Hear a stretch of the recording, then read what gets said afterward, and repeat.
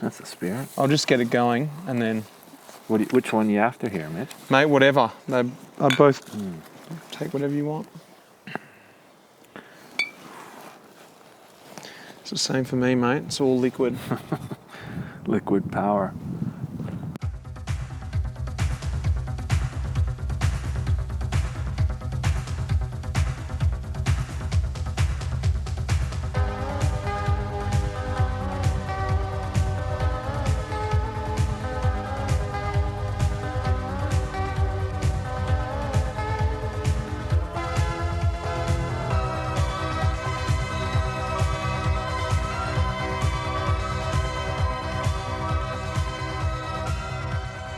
Hey guys, and welcome back to Life in the Peloton. We've had a little hiatus while the Tour de France was on. I hope you guys enjoyed watching the tour or just hanging out in the summer or in the depths of the winter back in Australia.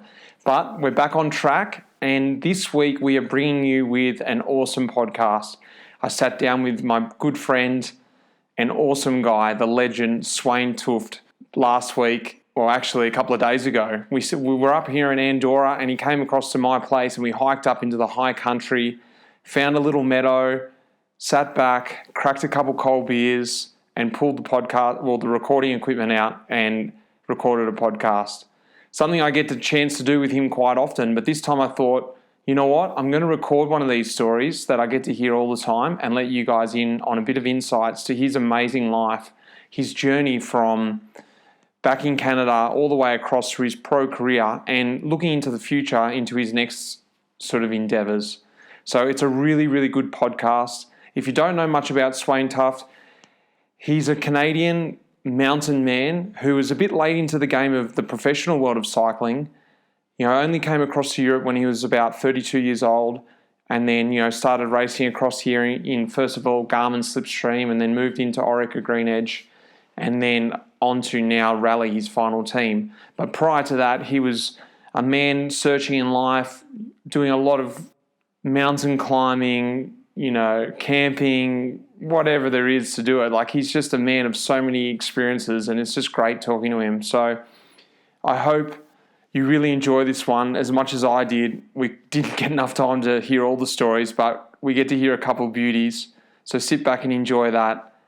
And if you're looking for another way to support the podcast, just before our little break, we have partnered up with the Wide Angle Podium platform, which is a platform for all cycling-related podcasts. And there's some great podcasts on there, my personal favourite being the Slow Ride podcast, who have actually done a really good Tour de France wrap. A couple of times during the tour, they catch up, see what's going on in the tour, who's going good, who's not going good. Really interesting to listen to. Even now, go back and listen to it, seeing as the tour is over. And Let It Ride also did a Tour de France special too. So go across the Wide Angle Podium and check out the network of little podcasts they've got there. If you want to support our podcast, it'd be muchly appreciated. So go across there and there's a donate drive there where you can log in and donate and add some funds to help this podcast keep going ahead. On another side note, there is some exciting news with Life in the Peloton. Our official merchandise has been released. So some great t-shirts and tote bags and things out there, jumpers. Check it out. Go to lifeinthepeloton.com. Check out our shop and feel free to spend away and at least you're going to look the part or get a coffee mug and drink a beautiful coffee listening to the podcast in the official Life in the Peloton podcast mug. Well, without further ado, I'll bring you the podcast. So sit back and really enjoy this one. We're back on track till the end of the season. Cheers.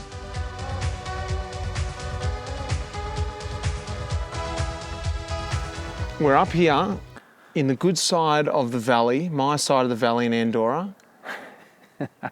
Above Soldeu, we've Sveino. The real high country. The real high country, as they say. Sol, the valley of the sun. I've got Sveino over, local man from the country. He's come up to my place and we've hiked up into the high country, found a little spot to perch. Not used to these high ramparts at all. We found a nice bit of grass. We're kicking back. We'll have to take a photo at the end so everyone can see. And we're just going to have a little chat. It's the day after the Tour de France. Welcome, Sveino, to Life in the Peloton. Thanks, bud.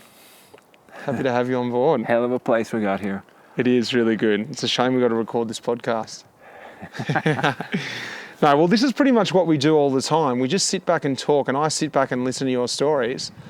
And I've said it to you since I've been running the podcast. I've got to record one of these stories one day because I just love hearing them. And that's the idea today, because there's so much stuff we can cover with you. But I just thought we'll just let it roll, and maybe one of these stories will come out and we can get it on tape for someone. But before we get into that, I thought, seeing as the tour just finished yesterday, the Tour de France that is, I want to get your perspective on the Tour de France, because you've done 3 tours and they're not all smooth paved roads as everyone sort of seems to think they are they?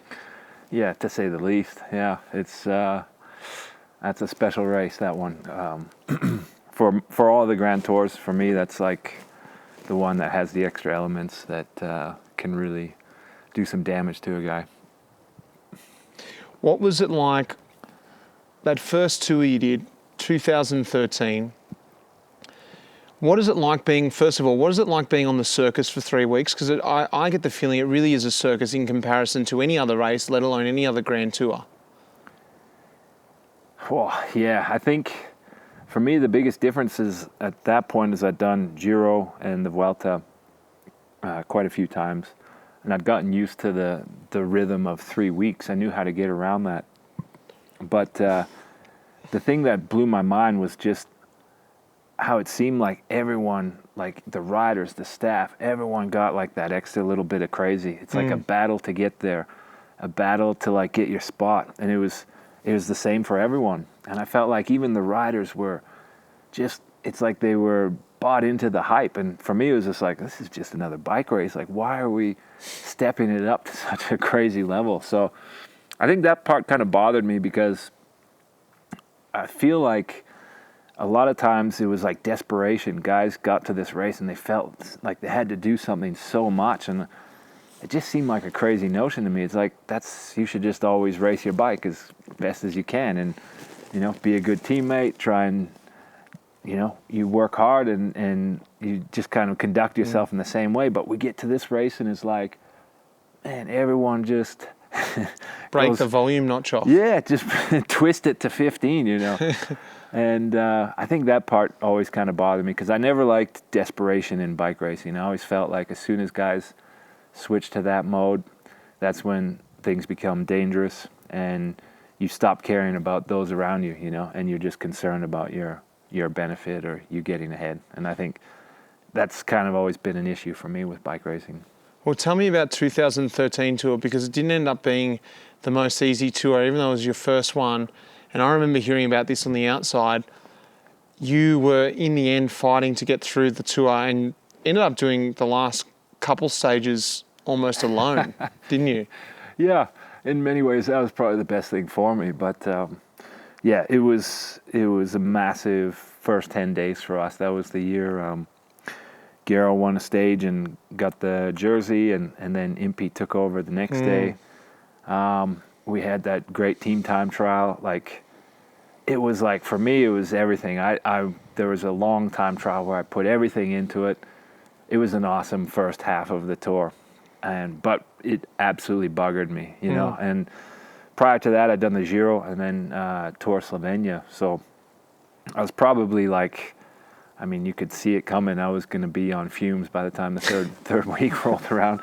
But I'm just like I'm always hoping for the best, And geez, you hit those Alps, man. And I think that year we did like 2 times Alpe d'Huez, like just ridiculous stuff. And for me, it was, just next level.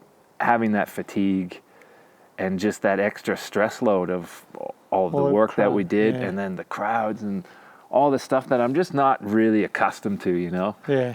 And I don't think really anyone is. I'm not saying I'm special in that case. I just think some guys maybe like it or they handle it in a different way. But for me, it's kind of like, it's taxing. And I remember those final 2 stages. The final stage before Champs-Élysées, man, it was one of those filthy short stages where they just put in like 3 monster climbs back to back.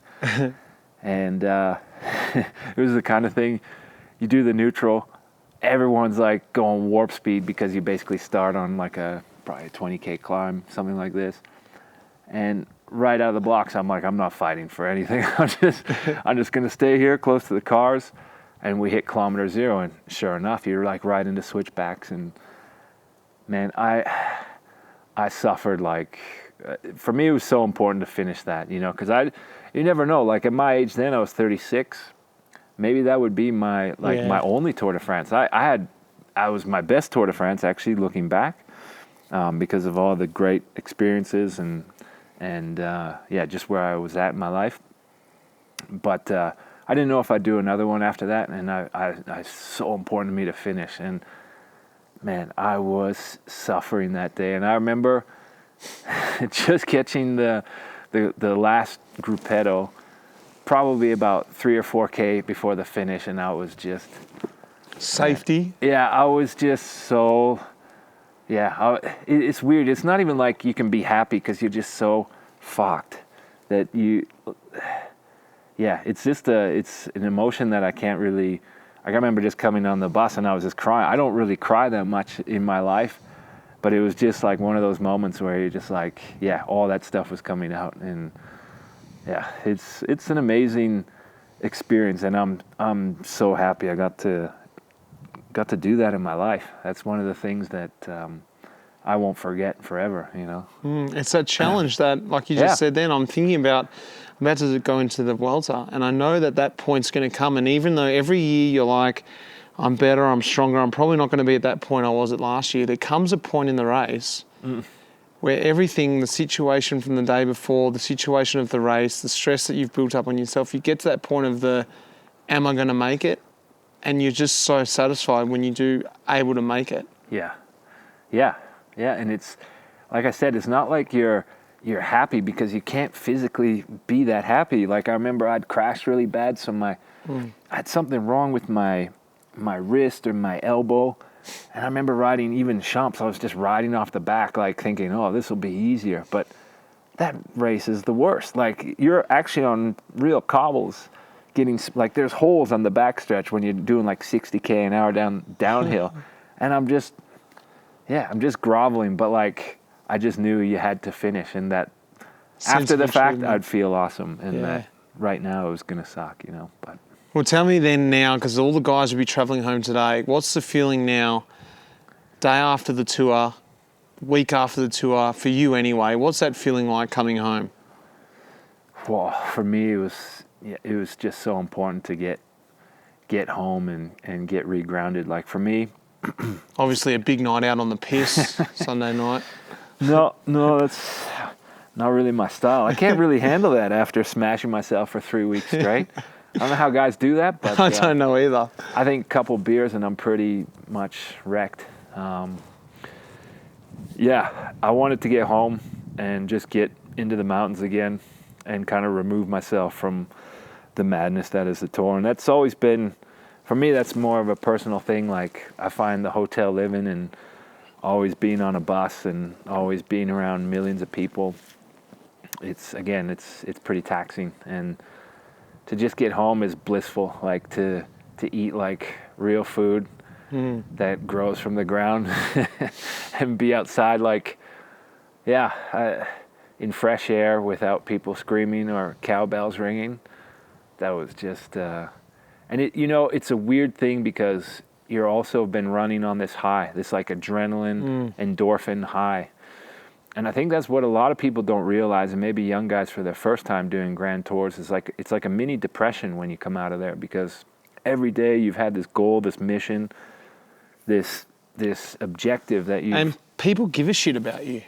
Yeah, people actually are like getting worked up about the situation. You're in meetings going like, I got to be there, and you're important, and someone comes up and sees you every morning, and people send you messages. It's absolute bullshit. You come home and it's just cut cold. No one cares about you. Yeah, that's pretty funny actually. Yeah. And I think that's a hard part of the psyche.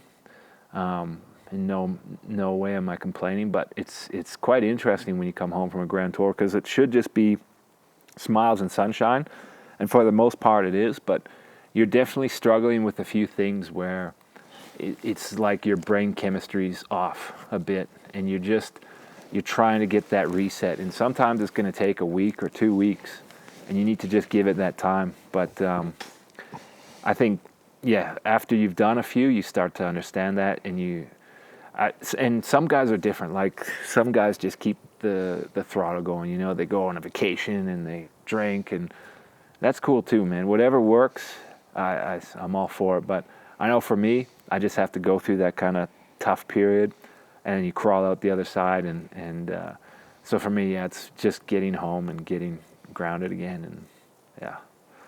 Back to the basics, and I always joke about it, but it's fun coming back. These inverted commas. It's fun coming back and doing the normal things, doing your own cooking, doing your own washing, doing your own, dishes. They're things that, in a weird way, I do miss because you just, it does get monogamous, just sort of going into the dining hall every day. That's sort of fun for about 2-3 days, and then yeah, definitely. It's one of those things we live this crazy life of contrast where, if you enjoy all those things that you have at home, you go on the road and it's just a completely different world again. You're just always in this kind of bipolar lifestyle, and I definitely enjoy the life at home much more. Well, let's talk about a little bit about the early part of your career. It's something that we speak about quite often. Well, not that often, but I'm always trying to ask you about the early stuff, because by the time you came across to Europe and raced the European scene full time, you were a little bit older. You'd come across a little bit in between with a few teams, but you were mainly back in Canada racing. But way back in 2001, you were racing for Mercury in Canada, or in the States, was it? Well, so at that time, Mercury had become a full-time European team. I was on a smaller American team called Broadmark Capital.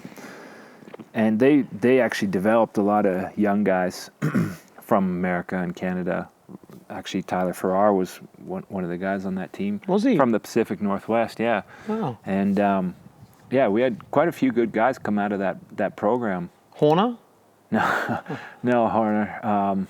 But I did race with Horner on Prime Alliance the year after that in 2002. And, but yeah, that was, at that time I was just so green. And I actually raced a ton because I was between 3 different teams: Broadmark, Canadian national team, and then a stagiaire with Mercury towards the end of that year. And I'd gone from like just some local racing, Pacific Northwest stuff, like hardest, biggest thing was the nationals. Yeah. And then now here I am doing like full NRC, then like national team stuff where you're like racing like crazy stuff like Tour Guadeloupe, doing Pan Am championships in Colombia, just all over the shop. Started out the year in Langkawi, actually raced Langkawi back in the day. Yeah, back in the day when guys weren't wearing helmets and this and that. Chihuahua? Chihuahua came later. Uh-huh. Yeah, that was later with Symmetric, with Christian. Yeah, so I was super green and just doing a ton of races, and I ended up coming over to Europe at the end of that year, and just way over my head, man. Like I knew nothing about proper European racing, crosswinds and positioning, all that stuff was just beyond me, and I was racing with some hardened guys who weren't getting paid, Actually, one of them's your director, Fabrizio Guidi. Oh, yeah? Yeah, so he was on Mercury, and I remember doing Plouay with him, and I think Warden was the guy who was running the show. I know, but I think he wasn't paying those guys, and I remember they were pretty cheesed off, And I was really like, I didn't know what was going on, but I just felt like, geez, everyone seems really pissed, Were you getting paid?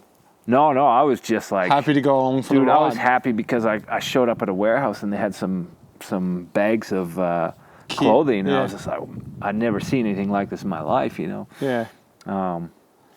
And I did these hard races, and then my final race of that block was Tour de l'Avenir with Baden Cook, and actually Matt Wilson was on Wow. that team. And Cookie was flying, man. It was ridiculous. Like, he was winning sprints, winning mountaintop, like horse category climbs, like circuits and stuff like this.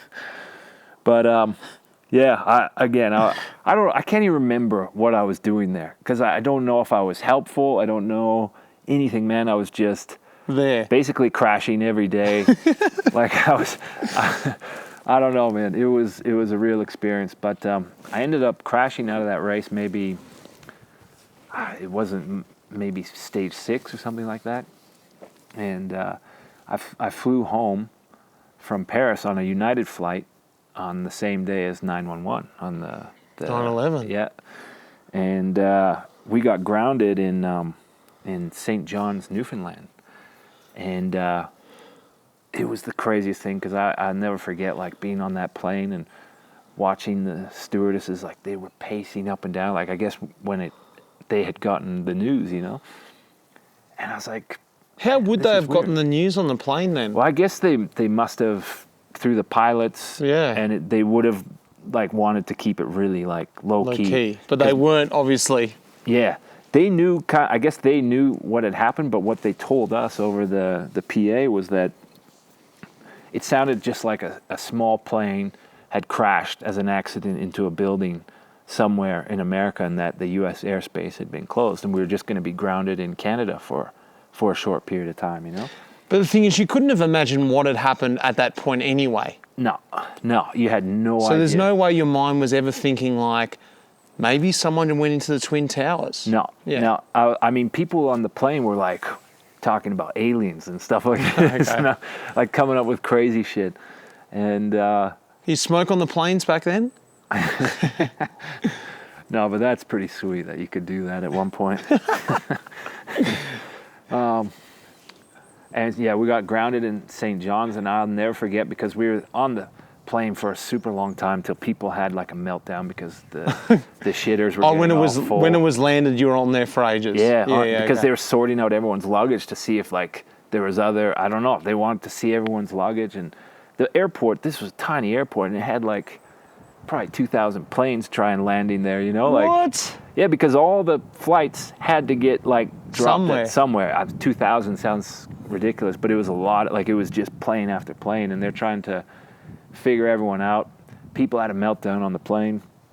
They bussed us to the stadium in the city, and it was the first time we actually saw what happened. They had it on the screen, you know, and that's when you realized, like, what had gone down. Did people calm down then, or did people get more crazy? Yeah, it was a mix of things, because I think, like, it's like a lot of things in life, the truth is always crazier than fiction, you know? Like, you couldn't come up with that kind of stuff. And I think that was, like, to watch it in real life was, pretty scarring.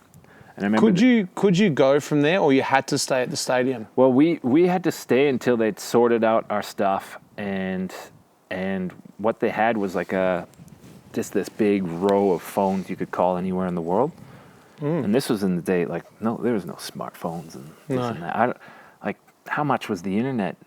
I don't think I used the internet at that time. When was 2001? Yeah, so, it was dial-up. Yeah, I was, like, calling back home. Everything's cool, you know, like. Because you knew numbers too back then. Yeah, that was the other thing. You remember, like, 10 numbers. Yeah. And we got, like, kind of, our group got taken to this church. And what, your group, like your flight? Yeah. Like our flight, and we got bussed out to this church, like, out on the outskirts of town. And the idea was, like, they were going to have everything organized, sorted out, and we were going to be out of there within a day or two. So everyone was sleeping on the floor of the church, and the local people from the town were coming and, like, cooking meals and, like, actually feeding us. It was crazy, man. Like, was it good food? Oh, well, you know, like, sometimes it was, like, some Tim Hortons stuff, like sloppy donuts. joes. And then it would be, like, some real food, some soup and stuff. I can't remember too much because, I wasn't in the best state. But we were actually ended up being there. Geez, it must have been, like, 6-7 days. And every day they would tell you, like, don't go anywhere too far away, because we think today is the day we're going, you know. In like an hour or 2 hours, yeah. So it was just, it was an interesting time. Do you speak to anyone from back then? No, I mean, yeah, it was interesting. Like I did for a while. There was a few people I kept in touch with, but yeah, life is funny, you know. Like you just, it just keeps changing. You move over somewhere totally different again. Yeah, Yeah. But I do remember for a couple of years being in touch with a couple of people. You got to tell me about, because before this, so 2001. Wait. Before we go to that, what I want to ask you is,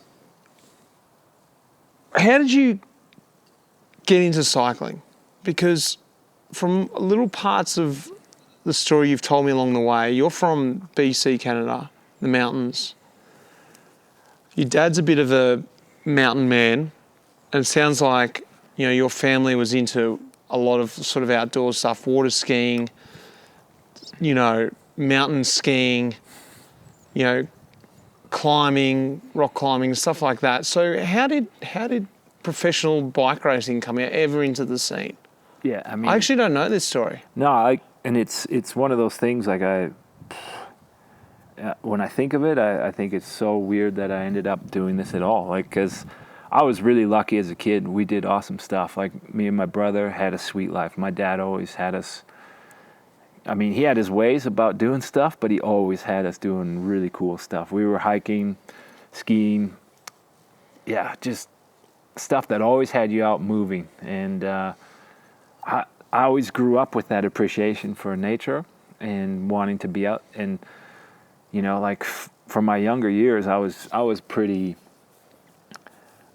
disillusioned with, like, I would just say, like, society in general. Like I was not really a fan of the usual way of life, you know, like the way the system's set up. You go to school, you just jump through hoops until you find something that you kind of slot into, but you're not sure and you're not super happy. But now you've gone so far into it that you just, I better just do it now. yeah, I just got to do this. And that was never an option for me. I'd rather be a hobo just hanging out, you know, at the beach than, and I know hobo life is not as sweet as that sounds, but it just seemed to me like the way things were set up was just not for, it wasn't a way that I wanted to go. And so I was searching, and At what age? so that probably started around 15, 16. I started doing like a lot of backcountry trips, climbing trips, and I used to set up winter camps up in the mountains, and I would go for like a month or two and just stay up there, like way out there, like with these big outfitter tents that you could put a wood stove in. And just a side note there, because I know this is a whole nother story because I've heard this before, but just to give people an idea of what you actually mean by that, because from what you've told me, it was you could drive to a certain point with these tents, they're huge tents. Yeah. But then from there, you actually had to hike in for how long? Well, it'd be like a full proper day, like proper full day, like 6 a.m, kind of like depart and getting up there at nighttime. Because they're like sort of big canvas tents. Massive, yeah, like miners and that use them, like, because you build the wooden structure around them. And so how'd you get all that stuff up there with a day hike? Oh, you would just do your missions. Yeah. Oh, 2 times. No, I would do like probably like 20 trips, because you would bring all kinds of supplies in there, right? 20 trips. Yeah, I mean, that was just what I was doing. That's all I wanted to do. That's what I had some really basic jobs. I worked at a butcher and a gas station and a pressure washer. I had 3 jobs where I could like work really randomly, you know. And then I'd hay bale in the summer. So like you'd go talk to a farmer and in the summer do some hay baling, and that would just keep me going enough to like supply myself to do these winter trips and So you'd build up supplies like canned food and things like that. Yeah, a lot of dried goods, you know, like oatmeal and rice, and try and seal them off as good as you can. And I learned so many things the really hard way. I mean, if you look at my first setup, it was just a mess of like plastic and like balsam fir, like, and a barrel as a stove, and I just smoked myself out. I mean, it was basically just me being stubborn, but that's how I learned a lot of these hard lessons. And I mean, I could go on story. That's a whole other part of my life that I could carry on for hours. But during that period of sort of like, 15 to 18, you were doing that. Mm-hmm. And in that, what I really fell in love with was like just going out, like going out into the nothingness. And that's one thing beautiful about Canada is that, here we are in Europe, we're sitting up in the Pyrenees, and, you go any which way, you're going to run into a village, a trail, a car, a motorbike. You can hear a motorbike tearing up the mountain now. Yeah, and we're sitting in this beautiful meadow. But in Canada, like, once you leave the one road that goes through that area, that's it.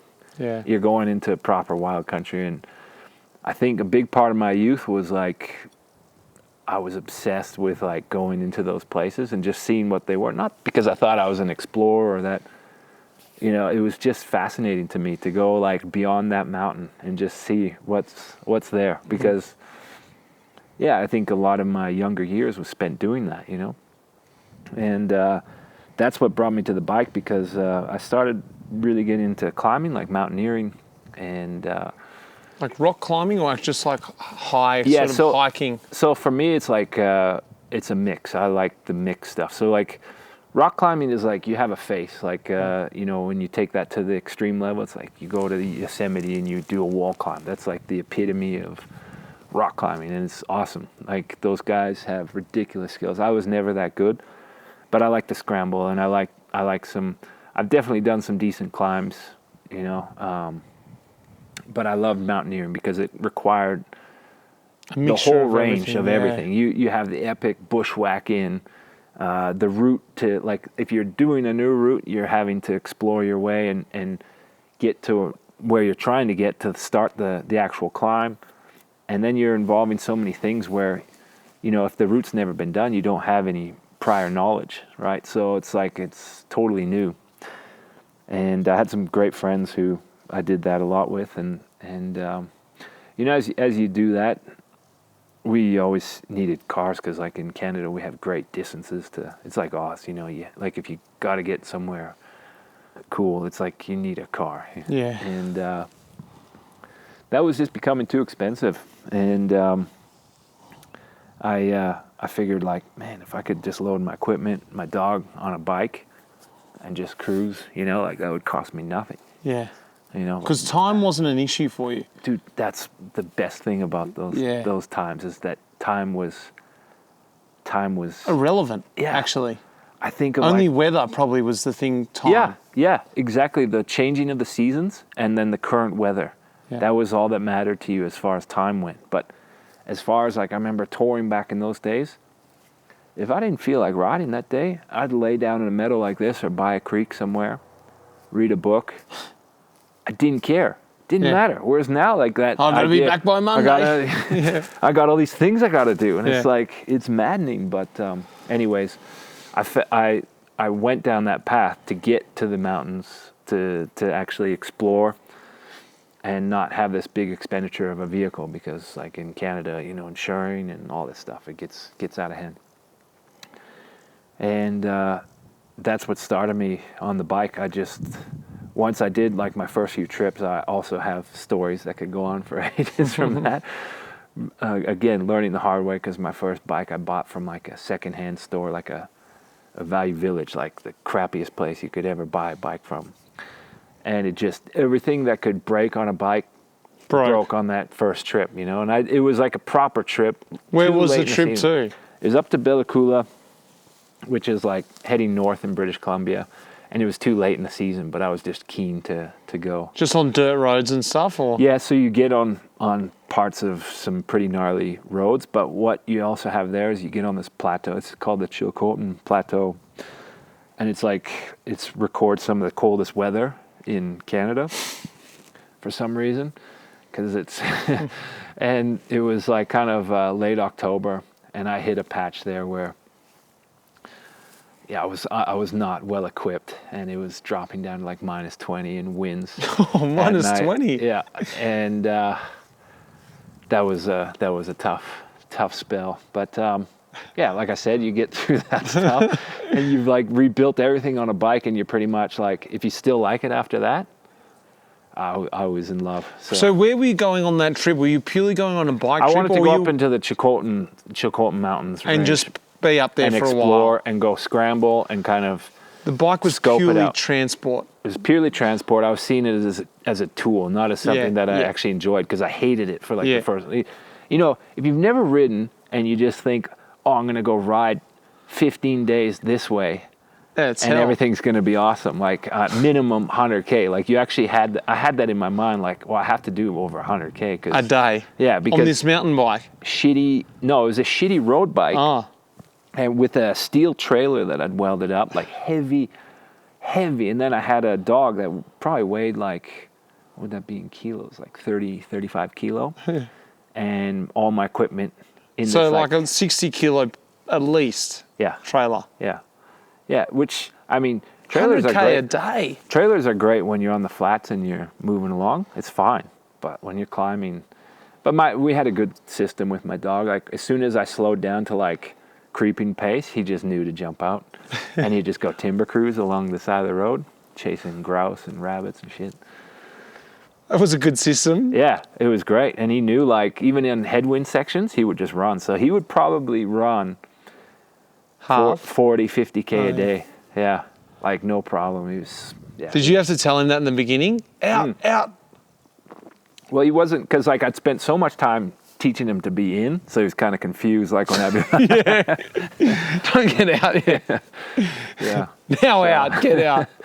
Yeah, I mean, it's all part of being a young man, confused, and So, yeah, like I said, after that trip, I still loved it, even though I'd gone through all that crazy stuff. I actually lost my wallet, which didn't have really any money to speak of anyways. But that's where I got my first taste of like being like a hobo, and I was like picking up cans for the rest of the trip to get home.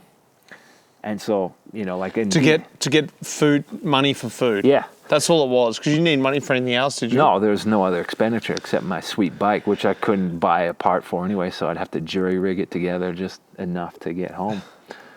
But that's where I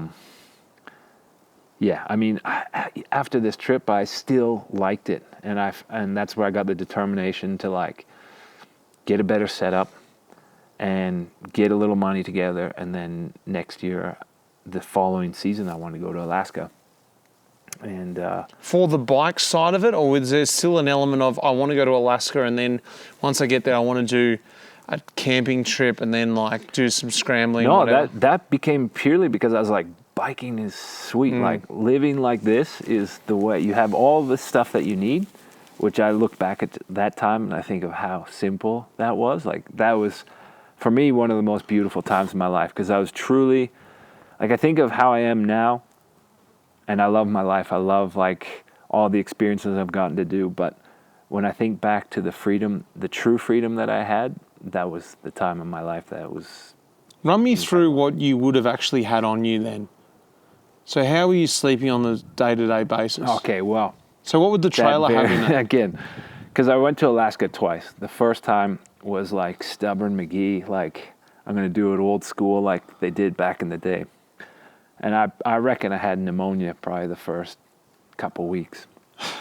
Why? Because of one night? Or well, one, I left too early, so typical, like I just wanted to get the show on the road. So like, Canada's a different beast than it is here in Europe. When you start heading north in April, you still have some wild weather.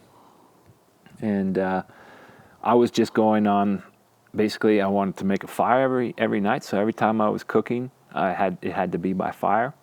And did you didn't have a gas stove with you? No. I wasn't, like, even though I had that stuff, I was like, I'm going old school like they did back in the day.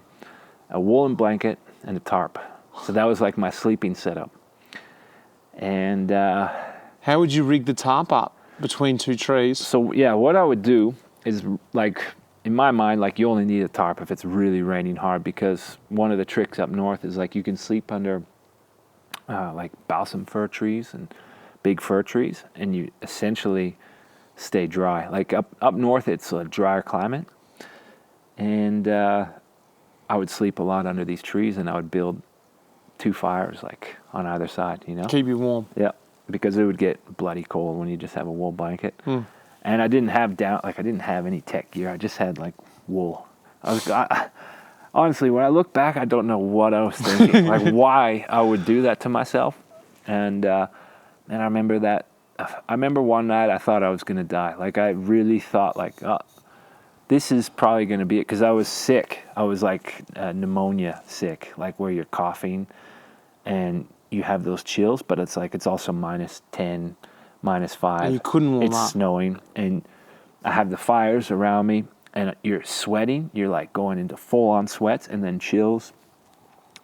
And the shakes were like so like, and your body, intense. like everything. I remember like from that night. I still remember. I have the feeling right now when I'm telling you this.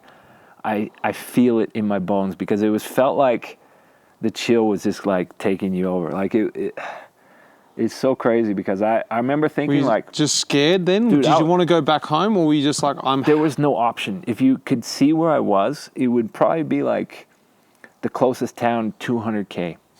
The closest house maybe 150. And you're on that shitty old bike. You're on a shitty bike so I was on the Cassiar Highway, which is, there's 2 options to go up to Alaska. You can go the long way, which is Alaska Highway, goes through the flats, not so beautiful, or you go Cassiar Highway straight through the Coast Range. But it's hardcore. It's gravel, it's up and down, it's grizzly bear country. They called it the highway. It's gravel road. Yeah, it's a joke, but it's like basically for resources. That's it. It's logging and mining.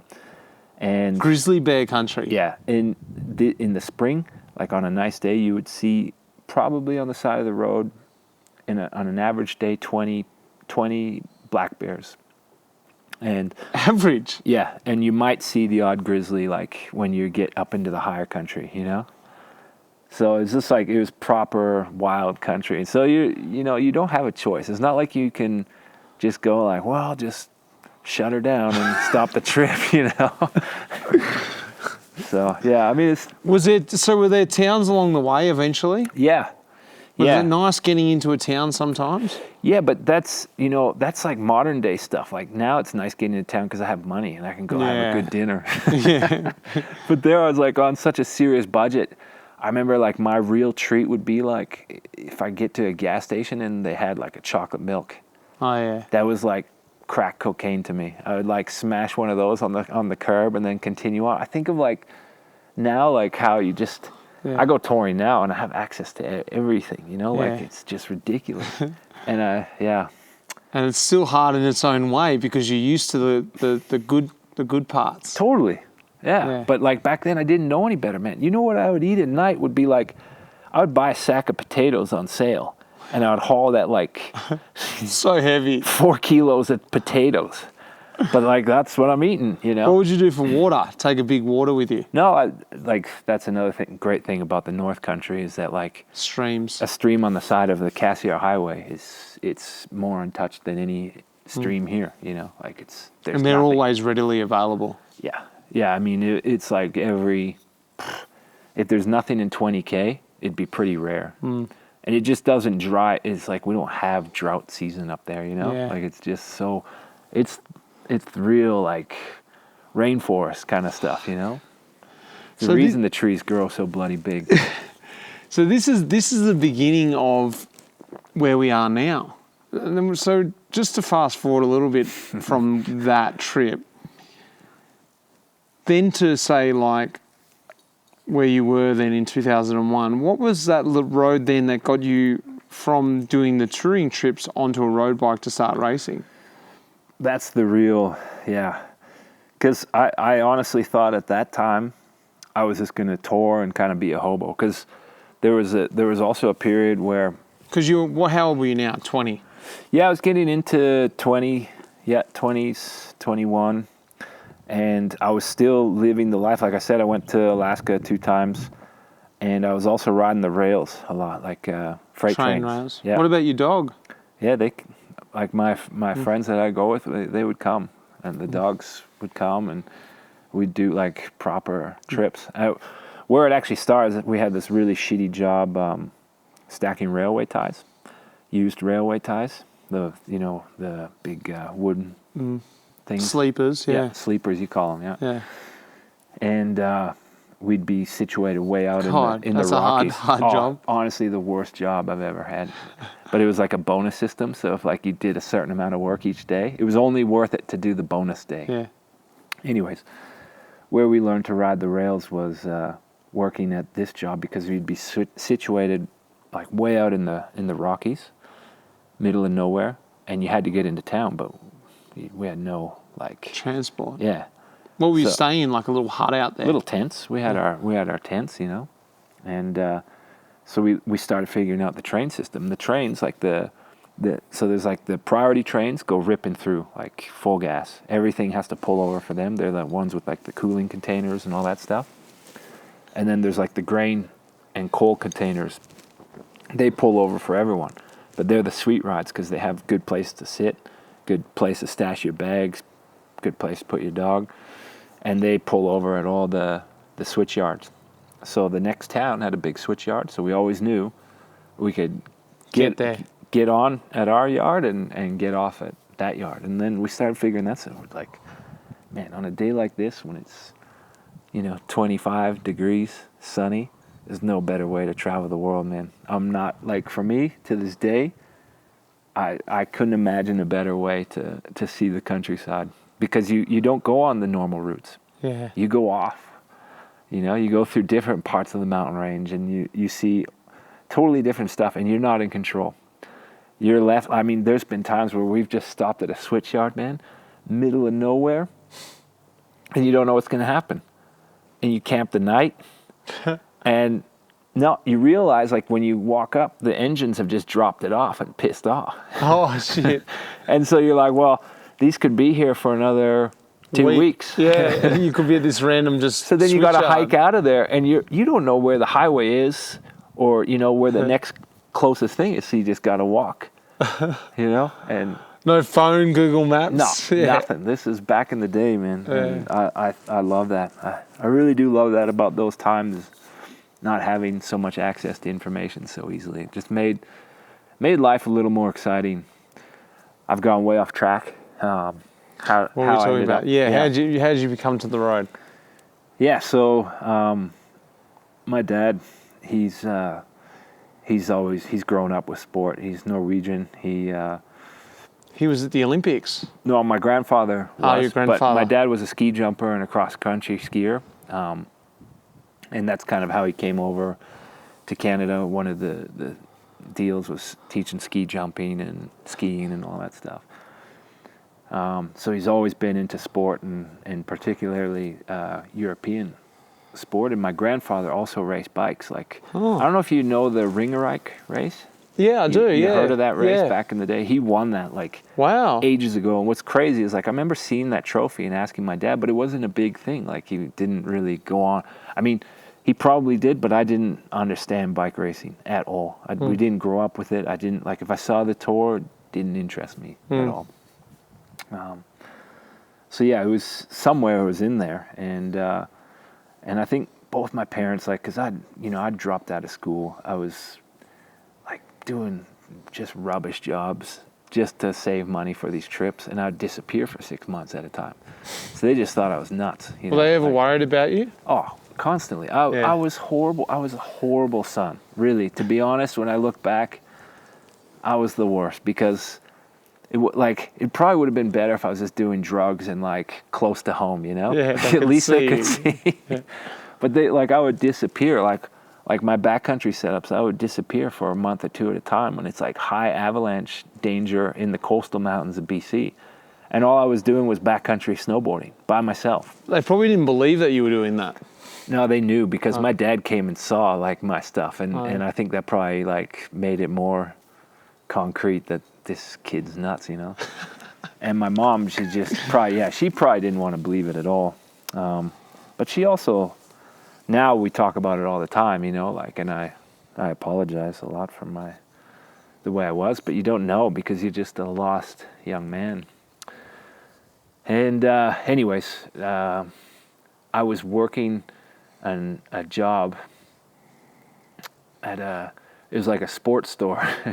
And it was like heavy emphasis on the bikes. And the guy promised he was a really good dude. Actually, he helped me out a lot with my bikes for my touring trips. Just like giving me stuff, and because he could just tell my situation. And he just looked at it and he went, "What? You went to Alaska on that?" He was just a sweet dude, and he really helped me out. And he said, "Hey, I got this other job opportunity.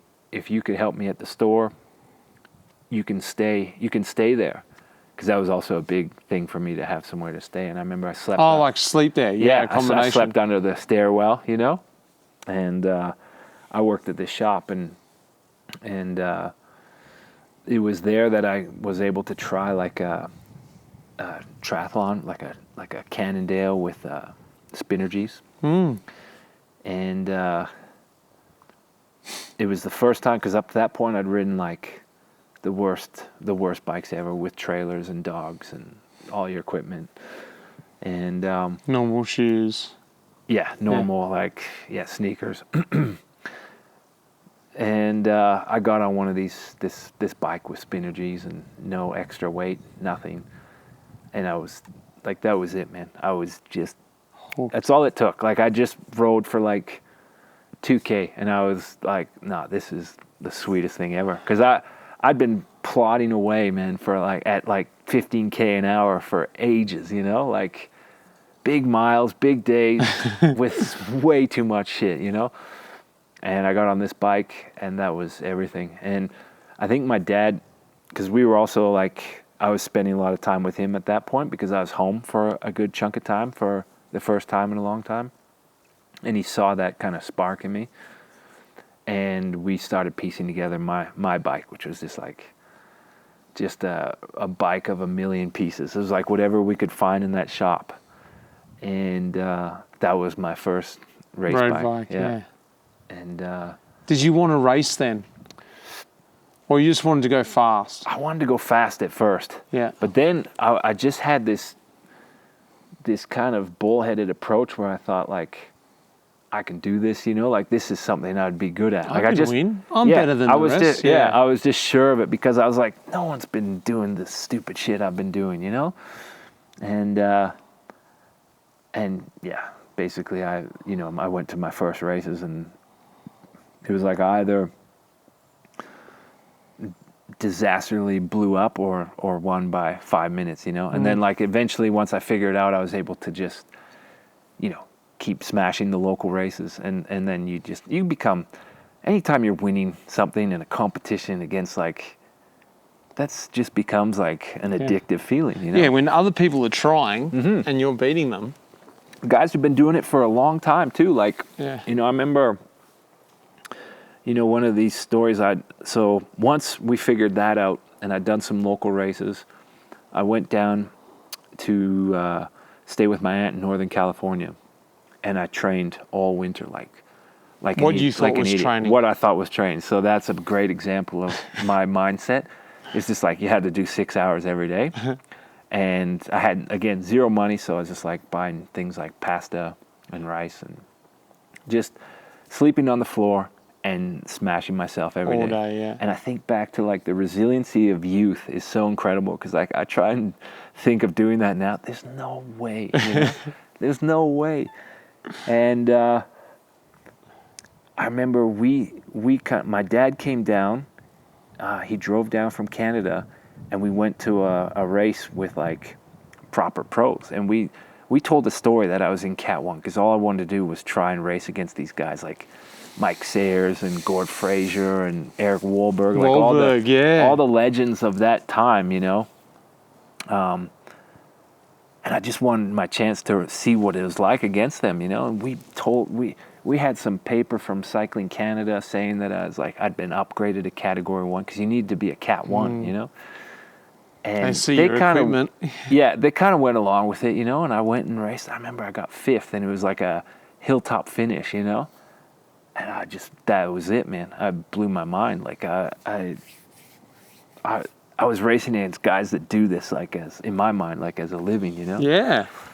And they were world-class sort of pros back then. For sure, yeah. I remember Wahlberg, yeah. Yeah, oh yeah.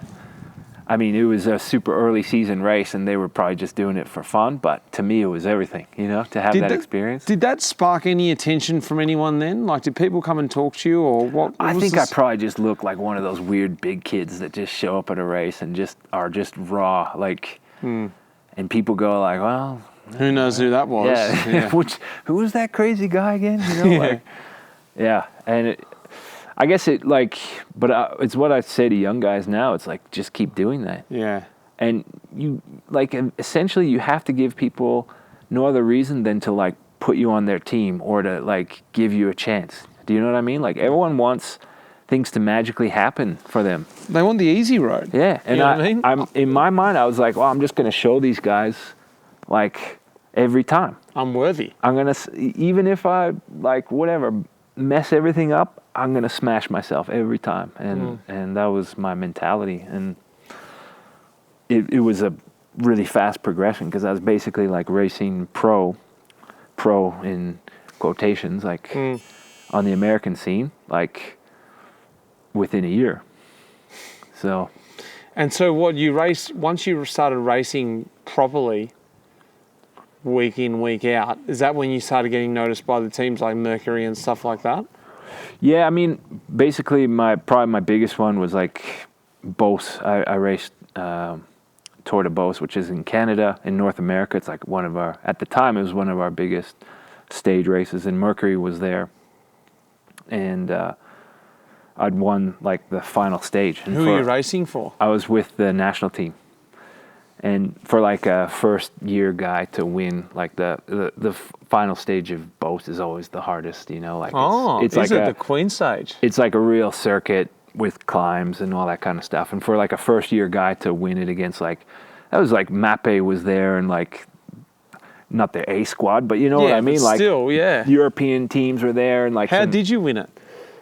I must have been. I was in a break, or I bridged across to the break, like towards the final bits. And then because I think I was a pretty unknown guy, I hit them at a pretty random time. And then because I could just ride like a retard, that's what I did, until, and I think I won by 20 seconds or something. But I didn't know it at the time. Like now I look back, I was like, geez, like for a first year guy to do that, that's pretty like... I'm definitely not tooting my own horn, but it's kind of shocking when I think, because that was hard. Yeah. And that's the thing that you go back to before, you're talking about the resilience of youth, but sometimes I think the youth, just the no fear, like what you just said then, attack across to a break, hit the break, get to the break, and then just attack and go. Yeah. See what happens. Yeah.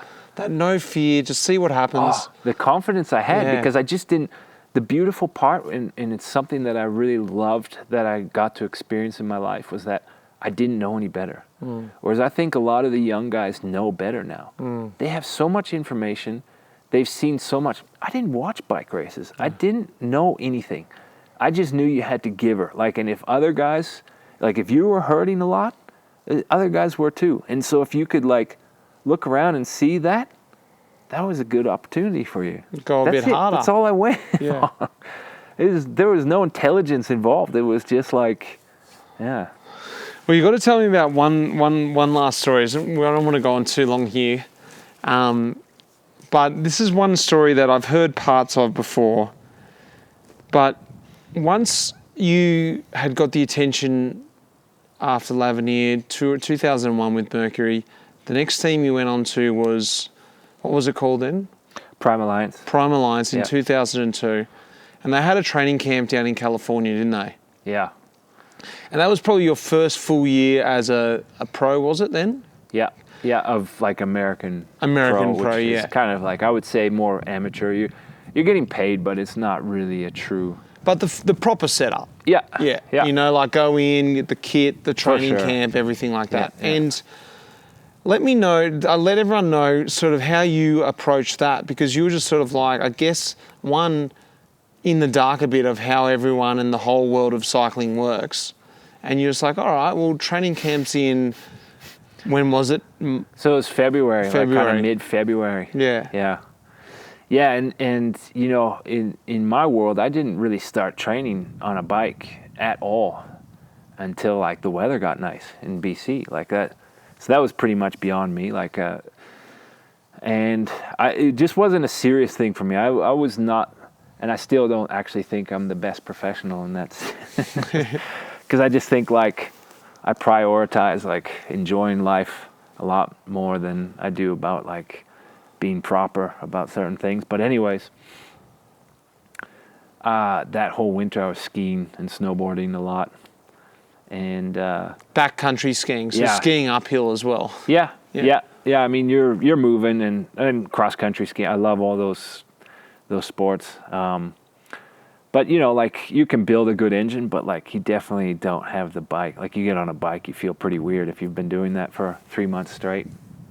And this camp kept sneaking up on me, but the winter was just so good, you know. And I definitely was not taking things seriously. I just go on the fact that like if you're working, it's all good. Like it's gonna pay off, you know.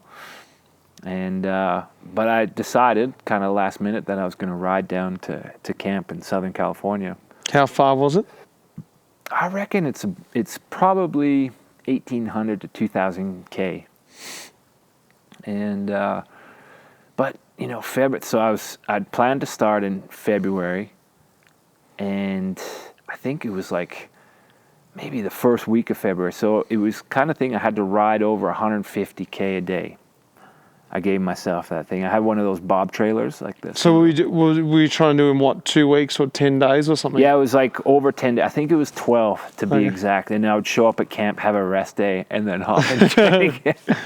Again, totally naive as to the reality of everything. And also just sweet luck had it that it was just one of the stormiest seasons on that same weather that was bringing all the sweet snow in the mountains for skiing was also smashing the coast with like Rain. ridiculous cold rain, you know? So, yeah, I remember starting the trip and just going like, well, as I head south, you know, I should get better. And every day, man. And I was camping out. I was sleeping in the rainforest. Do you have a trailer on? Yeah, I had a little, you've probably seen them, those bob trailers, single-wheeled trailers. I guess so, yeah. Yeah. And A single wheel. yeah, Yeah, okay. they're quite nice because they're not you can actually like stand and you know it feels somewhat normal. And man, every day I was just getting smashed in these horrible storms, and I showed up at the camp so buggered, man. Like I was a mess, you know. But I got through that training camp. Like I did all the training rides. And What did they think of you on your first I appearance think when they you just rocked up? already knew that I was a bit nuts. So Yeah. like it wasn't, I mean, for sure they were like, yeah, I don't know. But they also were like a pretty cool bunch. You know, like they were pretty open to that kind of stuff. I'm sure they thought I was weird, no doubt about it. But they weren't like judgy or anything like that. Or at least at the time I didn't feel that. And like I said, I was pretty naive, but yeah. You're on a proper road bike then, so you're Yeah, making yeah. good Ks. Yeah, I was able to, I'll never forget actually, I'd gone through probably 9 or 10 days of just like the worst, you know, like that kind of 7 degrees, 8 degrees, pissing rain, and like going to bed at night wet and getting up and doing it over and over again. And I But you had to get there. yeah, I had to get there in my mind too. Like that Did was you ever one think thing where about just getting on a train or something? when I make up my mind on stuff like this, I'm pretty stubborn. Like, Yeah. So, no, it was like, I'm doing this. You needed the Ks too. Yeah, I did. And like, there's a certain part where you, like, if you've just been getting hammered by rain every day, you start to forget what it's like when it's nice. But I do remember a certain section on the 101 highway. Must have been after Santa Barbara, where the sky just opened up, sunshine and 50K an hour tailwind. Tailwind. And I'm ripping along, bro, like 60K an hour, just tapping the pedals. Smile on my, everything's drying up. Oh, that was just heaven, man. Was that probably I had like the entire last day or the second last day? Yeah, it was like basically you're coming into we had it in Oxnard, like in LA, and that was just bliss, man. It's so crazy how life can be such a contrast. You go through all those rubbish days where you just, what the hell am I doing? And then you hit that, and everything's changed. Everything's fine again, you know. And you get there, and actually you can sort of be to a degree. How was the pretty trip? chipper. Oh, yeah, it was all right, actually. Yeah. Yeah, it was a bit rainy, you know, when I started out, but yeah. Well, there's a massive period, obviously, from 2002 right up until today. But what I want to talk to you now about is we're in the sort of later part of your career, and you took a side note after spending, what was it, 7 years or 8 years at Orica, Green Edge, or whatever they're called, 7 years, Michelson. 2012 to 18. Yeah. That's right. And then last year, you sort of made I guess you could call it a full circle, and went back to rally. Well, not back, but you went sort of back to a local sort of Canadian team rally, and went, you know, I'm going to pass on some of this knowledge now to the young guys coming through, which has been this year, and now sort of transitioning out of the sport into that second part of your life. Well, I guess second or third or fourth, whatever you want to call it, the next part of your life. Tell me about this last year and this transition into this next phase of your life, and what you're sort of thinking and how you're feeling about the whole professional cycling. Yeah, so that was, you know, racing again this year was definitely unplanned. Like I'd basically, you know, called it an end at 2018, and I was pretty content with that. Then, you know, my old friends from Rally UHC, you know, like Jonas is a guy I raced with originally on Prime Alliance. Oh, so it is a full circle, yeah. Yeah, and Pat is also a guy I raced with on Spider Tech, and we go quite a ways back as well. And then Wahlberg, I race with on Symmetrics. Yeah. And then there's Jake Urker, who's like behind the scenes, you know, working for the team. Yeah, the list kind of goes on. And Ryan Anderson was on Symmetrics with me in the early years. Is Wahlberg still doing the sit-ups in the morning and the push-ups? Oh, for sure. Yeah, I mean, this guy, people want to think that it's just stories, but this guy's for sure. How many does he do every morning? Or I don't know. I wouldn't count, but I know he's just obsessive about exercise. So let's just put it that way. Yeah, okay. Anyway. Yeah. But he's a legend. He is a legend. Yeah. He's a sweet dude. And you know, they came over to Girona last year, and I thought it was originally to just talk about logistics. Their team's trying to come over and race more European races. They wanted to get set up in Girona and this and that. And then they started pitching the idea to ride another year, to be there with the guys and kind of like help them with that transition. Because it's, as you know, like there's not a super easy way. No. And there's a lot of stuff you kind of need to pick up along the way. And if you can have someone there who's kind of you know, you're not gonna like tell everyone what to do, but like if you're there and just showing like how you've been operating for the last 10 years in Europe, I think it helps a lot. It does help. They don't have to break the ice themselves. Yeah. And I as the idea came more and more, I thought, yeah, this could be interesting, and it could also be a really nice way to, you know, going from Mitchelton to zero would have been it's a tricky jump, you know? Yeah. And this has been a really nice way to continue racing and training, doing what I love, and then also trying my best to like be part of a group, which is one of the main things. Like as I raced more and more over the years, what I became to love more and more was being part of a group and trying to go out and achieve big things together. And it's the same thing. And so I hope I've been beneficial to those guys. I mean, it's crazy because in your mind you always think like, wow, we're not going to be racing as much. It's going to be lesser calendar. It won't be as hard as man.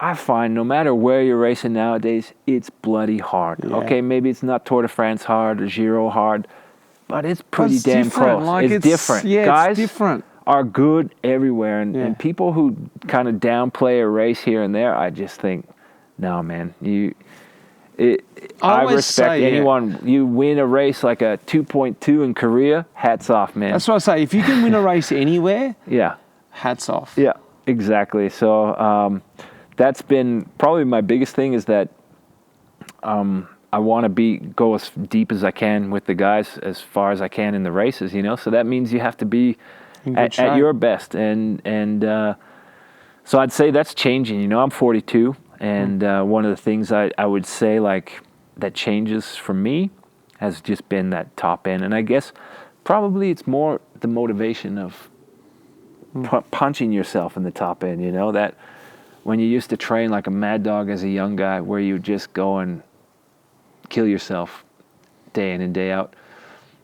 As you get older, you realize that's not super healthy anymore. No. And I think you've only got so many of those matches in the packet. Definitely. And so, I know I'm understanding my limit, and that's been something I've enjoyed a lot about this year is kind of finding like to just be wiser about how you expend those bullets and understanding too, like your life things shift. You're not who you are when you're younger, and it's like a big part is letting go of your ego.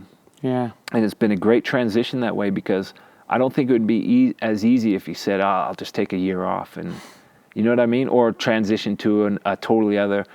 Yeah, you'd be adjusting to a totally different work environment, but you wouldn't be dealing with those issues that are still have to be dealt with, right? You would just jump to another thing. They'd still be there, and you carry them across. And I still had to deal with this ego business, because I feel like a big part of what we do, we get wrapped up. I mean, you and I talk about this all the time, but your identity's wrapped up in what you do, right? And like your worth and your value, sometimes you get, as much as you and I can sit here and say like, that's madness and that's not any way to live a life. We're part of that. Yeah, it's part of it. And you, man, it can really sap you, and I think of so many times, we've been talking about race selection or this and that, and it's like, it's a big part of your world at that time. It's you and it's everything. But in the reality, you step outside of the bubble, man, and it's nothing. It's a joke. People would listen to your problem and be like, are you kidding me? But in that moment, it's the end of the world. Yeah. So it's like, a big part of that transition is letting go of those things, letting go of who you think you are on a bike. It's like you said earlier at the tour, you actually start to believe the hype a little bit, like people are looking at you like maybe you're something special, and it's like, no, you're just the guy. And you buy into that. You're like, oh, I am special. Of course, because we're human. And I think like there's no human on this planet that, unless you're like a monk, which would never be in that situation in the first place, you don't fall into that trap, And I just think like, you need a bit of time to kind of like realize what life really is, step outside of the bubble, look at those things and just be glad you got to be part of such a beautiful experience. And that's what it was. And now you move on from that. And so for me, it's been great in that sense. And like I said, I hope I've been able to help those boys out as much as possible. And we still have some great races ahead. So nice one, mate. Well, I hope everyone enjoyed the stories today. We certainly did in the meadow. I'll take a little photo when everyone can see where we're at. Probably a nicer spot than where you're listening to this too, but you could be listening to this in the meadow somewhere else. So thanks, Sveino, for coming on. Thanks, bud. Great. Cheers. Well, that's a wrap. I hope you enjoyed listening to that one as much as I enjoyed recording it. I had a great time sitting back there with Sveino up in the field. So if you want to see where we were, I'm going to put a photo up on the website, lifeinthepeloton.com. And while you're there, make sure you check out the shop and all the new merchandise. I want to say thanks to Lara behind the scenes and the Wide Angle Podium for helping us support the podcast. Make sure you go check out their network of podcasts there at thewideanglepodium.com. Until next time, guys, some great podcasts coming up. I'm Mitch and thanks for listening. Cheers.